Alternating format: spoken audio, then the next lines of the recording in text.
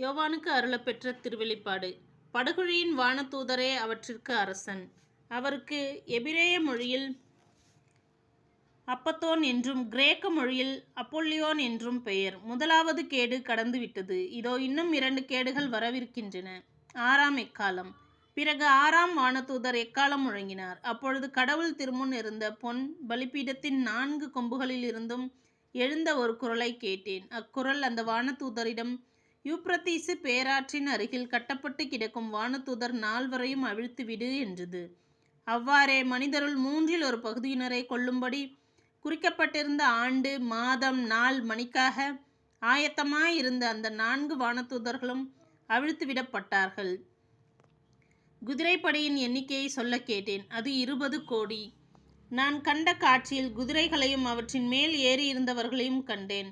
அவர்கள் நெருப்பு, பதுமராகம், கந்தகம் ஆகியவற்றின் நிறங்களை கொண்ட மார்பு கவசங்களை அணிந்திருந்தார்கள்.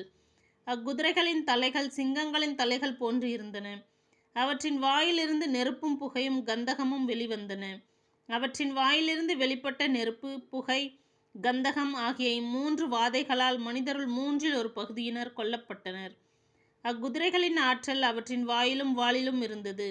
அவற்றின் வால்கள் பாம்பு போன்று இருந்தன. அவை தங்கள் தலையை கொண்டு தீங்கிழைத்து வந்தன. அந்த வாதைகளால் கொல்லப்படாமல் எஞ்சிய மனிதர்கள் தங்கள் செயல்களை விட்டு மனம் மாறவில்லை. பேய்களையும் பொன், வெள்ளி, வெண்கலம், கல், மரம் ஆகியவற்றால் செய்யப்பட்ட பார்க்கவோ கேட்கவோ நடக்கவோ முடியாத சிலைகளையும் வணங்குவதை அவர்கள் விட்டுவிடவில்லை.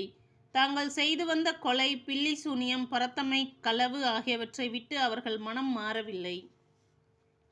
10ஆம் அதிகாரம். இறுதி தண்டனை. பின் வலிமைமிக்க வேறொரு வானதூதர் விண்ணகத்திலிருந்து இறங்கி வர கண்டேன். அவர் மேகத்தை ஆடையாக அணிந்திருந்தார். அவரது தலைக்கு மேல் ஒரு வானவில் இருந்தது. அவரது முகம் கதிரவன் போலவும் கால்கள் நெருப்பு தூண்கள் போலவும் இருந்தன. திறக்கப்பட்ட ஒரு சிறிய சுருளேட்டை அவர் தம் கையில் வைத்திருந்தார்.